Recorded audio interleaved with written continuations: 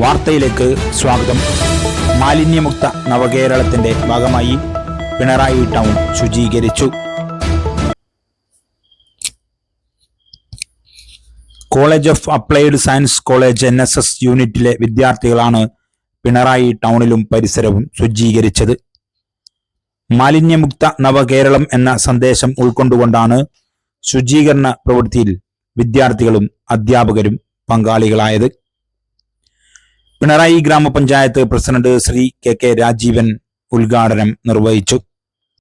പിണറായി ഗ്രാമപഞ്ചായത്തിന്റെ 19ാം വാർഡിന്റെ മെമ്പർ കൂടിയിട്ട് പ്രിയപ്പെട്ട സഹോദരി സഹോദരന്മാരെ സൂചിപ്പിക്കുക, മാലിന്യമുക്ത നവകേരളത്തിന്റെ ഭാഗമായി college of applied science Pinarayi IHRD കോളേജിന്റെ നേതൃത്വത്തിൽ ഇന്നിവിടെ പിണറായി ടൗണ് പ്ലാസ്റ്റിക്കുകൾ പൊറുക്കിയിട്ട് ഹരിതകർമ്മസേന അംഗങ്ങൾക്ക് കൊടുക്കാൻ വേണ്ടി തീരുമാനിച്ചിരിക്കുന്നത്.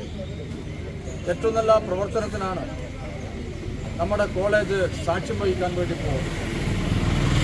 മാലിന്യമുക്ത നവകേരളം എന്നുള്ള ആശയം കേരളത്തിലെ ഇടതുപക്ഷ ജനാധിപത്യ മുന്നണി സർക്കാർ മുന്നോട്ടേക്ക് വെച്ചിരിക്കുകയാണ്. മാലിന്യമില്ലാതെ ഒരു കേരളത്തെ രൂപപ്പെടുത്തുക എന്നുള്ളതാണ് ഇതിലൂടെ നമുക്ക് ലക്ഷ്യമുള്ളത്.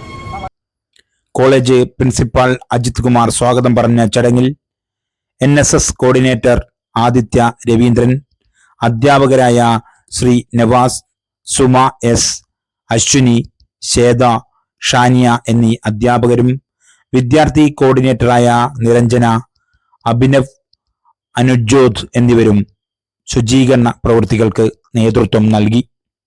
കൂടുതൽ വാർത്തകൾക്കായി വർത്തമാനം ചാനൽ സബ്സ്ക്രൈബ് ചെയ്യൂ.